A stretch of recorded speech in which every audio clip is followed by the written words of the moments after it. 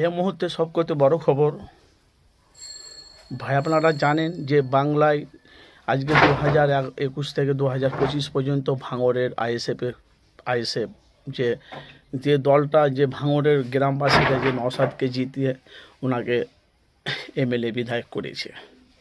সামনে বিধানসভা ভোট যখন জানেন, তখন নওশাদ সিদ্দিকী, তখন কাসেম সিদ্দিকী ভাইজান তখন আইএসএফের পক্ষে ছিল, তৃণমূলের বিপক্ষে ছিল। জানেন তৃণমূলকে কীভাবে তীব্র কটাক্ষ করেছে কাসেম সিদ্দিকী।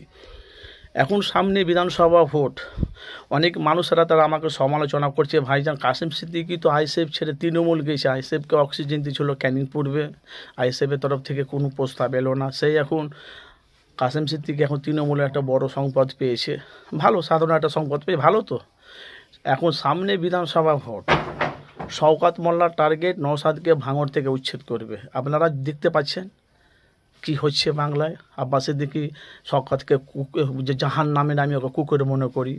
তারপরে আব্বাস সিদ্দিকী যা বলছেন, শওকত মোল্লা তো রাপরাপ ভাষা বলছে, আব্বাস সিদ্দিকীও বলেছে জাহান নামের কুকুর।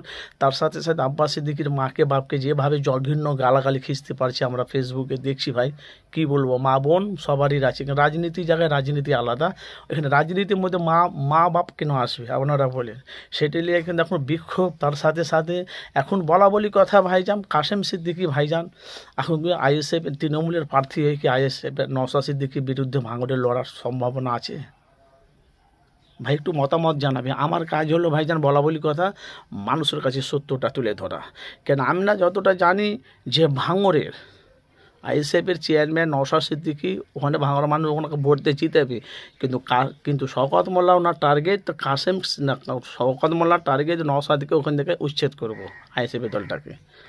আর তার সাথে সাথে ভাই এখন তৃণমূলের বড় একটা সংবাদ পেয়েছে কাসেম সিদ্দিকী, ওনাকে নওশাদের বিরুদ্ধে কাসেম সিদ্দিকী প্রার্থী করে দেবে না তো, এবার তৃণমূলের প্রার্থী হবে না তো। এখন ফুরফুরা শরীফের সব করতে তৃণমূলের হাতিয়ার শক্তিশালী হলো কাসেম সিদ্দিকী।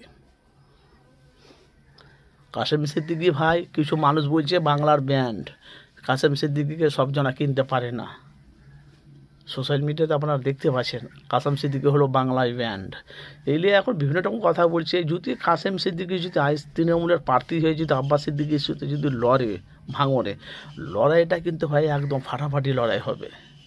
সামনে বিধানসভা ভোট, আপনাদের মূল্যবান মতামত জানাবেন। কেন আইএসএফের চেয়ারম্যান নওশাদ সিদ্দিকী 294টা সিটের মধ্যে পুরো নেতা, মানে বিধায়কের মতন বিধায়ক যদি হয় নওশাদ সিদ্দিকী, দেখেছেন তো ভোট সেটা আলাদা, ওনার চরিত্র কথাবার্তা সব কিছু আলাদা। আর তার সাথে সাথে লড়াইটা কিন্তু ভাঙড়ের বাসীরা বলছে আমরা নওশাদকে চাই, আবার কেউ বলছে কাসেম সিদ্দিকীকে চায়। তার মানে ভাঙড়ে তৃণমূলের কর্মী আছে, আইএসএফের কর্মী আছে। তো ভাই কে পরাজিত হবে?